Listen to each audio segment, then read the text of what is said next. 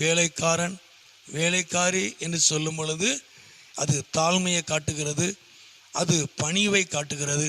பணிவோடு தாழ்மையோடு அவருடைய கரத்தை நோக்கி இருக்கும் பொழுது அவர் நமக்கு இரக்கம் செய்கிறவராக, அவர் நமக்கு உதவி செய்கிற ஒரு நல்ல தேவன். அதாவது இரக்கம் செய்கிற வரைக்கும், அவர் எங்களுக்கு உதவி செய்கிற வரைக்கும், அவர் எங்களை ஆசீர்வதிக்கிற வரைக்கும் எங்கள் கண்கள் அவரையே நோக்கி இருக்கிறது என்று சொல்லி தாழ்மையோடு கேட்குற ஒரு காரியத்தை நம்ம பார்க்கிறோம்.